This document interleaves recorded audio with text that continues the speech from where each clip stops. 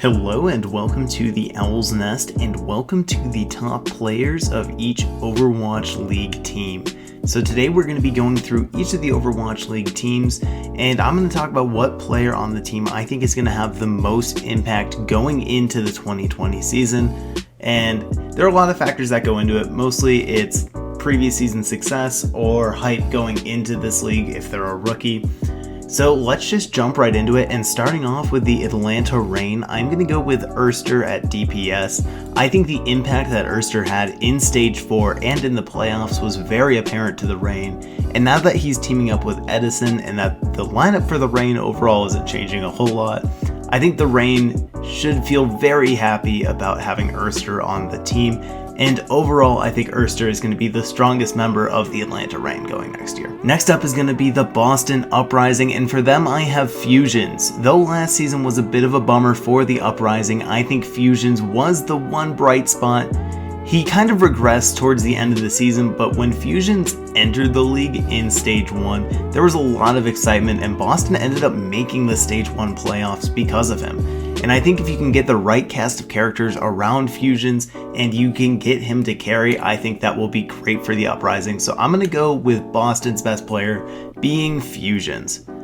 Next up is going to be the Chengdu Hunters, and there's a lot to love in Chengdu, but I'm going to go with Jinmu. And I think Jinmu's Pharah is very apparent of just the overall versatility that Jinmu has, and it's pretty impressive that Chengdu could always stay competitive even when they weren't playing the meta, and I think a lot of that is to credit Jinmu and his overall versatility at the DPS spot. Next up is going to be the Dallas Fuel, and I'm going to go with a new addition for them, and that is going to be Gamsu. Gamsu is coming from being main tank in the Shanghai Dragons and then the Boston Uprising before, and I think his impact for Dallas will be huge and will provide a lot of veteran leadership, and alongside he can assist Note, who was his former off tank in Season 1 with the Boston Uprising, and Note had a bit of a bummer year last year, so I think this should be a lot to help out the Dallas Fuel's morale. Next up is going to be the Florida Mayhem, and I'm going to go with Saya Player. Though Saya Player was really good at Widow in Season 1 and Season 2, it wasn't really enough to turn around the team, but now that we're starting to see a management change for the Florida Mayhem, and Saya Player is the only remaining player, I think that's a testament to how strong he is both in the organization and in the team. So I think Saya Player overall is the strongest player for the Florida Mayhem going into this season. Next up we have the Guangzhou Charge, and I'm going to go with Shu. And Shu is going to be our first support player on the list, but I think it's really a testament to when even Guangzhou was struggling, Shu was named to the All-Star team, and I think there's a reason for that. I think he is probably one of the best main supports in the league. Maybe Moth is better, but I think Shu is fantastic, and I think a lot of people forget his name when they're talking about important main supports, and I'm excited to see what he does with either Neptuno or Chara again next year. Next up is going to be the Hangzhou Spark, and I'm going to go with Guzhwei. Guzhwei was a bit of an interesting challenge for the Hangzhou Spark last year because he was coming in as the only Chinese player on a full Korean roster, and he overall impressed quite a bit. He struggled a little bit at the start of Stage 1, but once he got playing, he was fantastic. So I'm going to go with Guzhwei as the Hangzhou Spark's best player going into next year. Next up is going to be the Houston Outlaws, and for them I'm going to go with the new addition of Meko. And the reason I'm going Meko is because A, he was probably the biggest free agent they signed this offseason, and B, Meko had a whole lot of success inside the NYXL, and I'm excited to see what he does for Houston, who has often struggled with the off-tank position. And I'm going to see if Meko is the key addition Houston needs to succeed, or if they struggle again. I think next year is going to be a huge make-or-break season for the Outlaws. Next up is going to be the Los Angeles Gladiators, and for them I'm going to go with the new addition, and that is going to be Space. Space was probably the star player of the Los Angeles Valiant, and now that the Gladiators have signed him over, I expect him to have a huge impact, and now that he's playing alongside main tank OG and has a great support line of Big Goose and Shaz, I am excited to see what Space does in this organization next season. Next up we have the Los Angeles Valiant, and the Valiant nearly cleared house for most of their players last year, but I am going to go with Shax. Shax was an addition in the middle of Season 2 last year, and he helped the Valiant turn around a very bummer season, And now we're going to see a Valiant that is definitely the underdogs next year, and I think Shax could have a huge year to pop off. Next up is the London Spitfire, who also recently changed their roster, and I'm going to go with the new addition, Glister. And Glister is a DPS player coming over from Gen G, and overall this London Spitfire has a lot of names that a lot of people don't recognize, and I think they're definitely a make or break team, but Glister is definitely the biggest new addition for them, and I think that he could be huge for their team. Next up is going to be the New York Excelsior, and I'm going with the classic pick of Jonak. Jonak Zenyatta took the league by storm in Season 1, and he was an overall consistent piece of how the NYXL were very successful last season as well. And with not many changes for the NYXL yet again, I think Jonak is probably still the best player on that team. Mono is fantastic as well, but I'm going to go with Jonak for this one. Next up is the Paris Eternal, and I'm going to go with Sparkle, who is the DPS player coming in from Element Mystic. However, the issue with Sparkle is that he does not turn 18 until the end of May, so he won't be playing until the second half of the season. But nonetheless, I still think he will have a huge impact for Paris, and whoever he plays alongside will definitely benefit from it.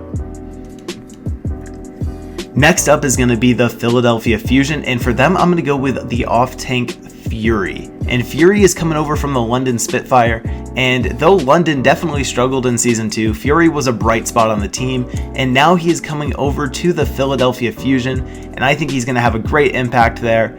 And for a while, I couldn't figure out why they signed Fury and also kept Poco, and then I realized it's a Sigma thing, because Fury probably isn't a great Sigma, so that's why Poco's still there. I think Fury's impact on D.Va is just so important that this Philadelphia Fusion team will definitely benefit from it.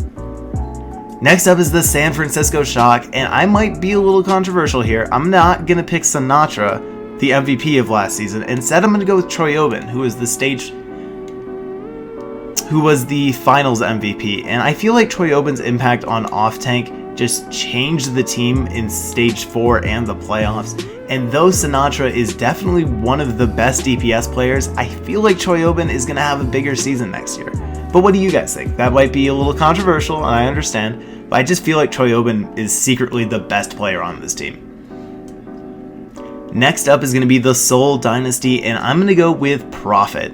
Now, Prophet is coming over from the London Spitfire and was the Season 1 Finals MVP. He can play every hero, and I think he is going to be fantastic for Seoul. It's a shame he's not playing with Fleta next year, but I still think Fitz and Illicit will be a good DPS group with him, and I'm excited to see what he does there. Next up is going to be Shanghai, and I'm going to go with Ding. There's a lot of excitement for the DPS line for the Shanghai Dragons, but I think Ding or Diem is probably the best player to go with here just because they have the experience from last season, though I'm excited to see what Fleta and Lip do on this roster as well. Next up is going to be the Toronto Defiant, who picked up a lot of big players from the last 2 seasons. However, I'm going to go with Kareev. The way Kareev was playing Ana at the end of last season was so impactful for the Valiant, and I think that he might secretly be a huge piece to this Toronto Defiant team, and I'm excited to see how he plays next year. Next up is going to be the Vancouver Titans, and though they did get rid of a few of their players and made some additions I wasn't a huge fan of, I am going to go with Haxel. And Haxel was Rookie of the Year last year, coming in from Runaway, and I expect him to have just as strong as a season. And with the DPS meta not looking like it's going to shift a whole lot, I think he will still have a major impact. And finally, we have the Washington Justice, and I'm going to go with Corey. This might be a pretty easy pick, but Corey had such a huge impact with the Justice at the end of last season. Though their season was already over, he helped make Stage 4 exciting, and I expect him to be kind of a big deal for the team for Season 3. And I think the Justice will struggle next year, but I think they can get behind Corey and find some success if they play well enough. So this is how I feel the best players for each team are going to be next year. What do you guys think? Do you think I'm off on the Shock? Do you think I'm off on the Dragons? Let me know. And I'm going to get some more team previews out of the way. I'm probably going to have these team previews bleed in a little bit to when the season starts, but I'll make sure the next ones are people playing in the first weekend, because not every team is playing for opening weekend, so I will make sure I have the teams that are playing at the New York and Dallas events finished up. Anyway, I hope you guys all have a nice day and enjoy your Tuesday, and I will talk to you guys later.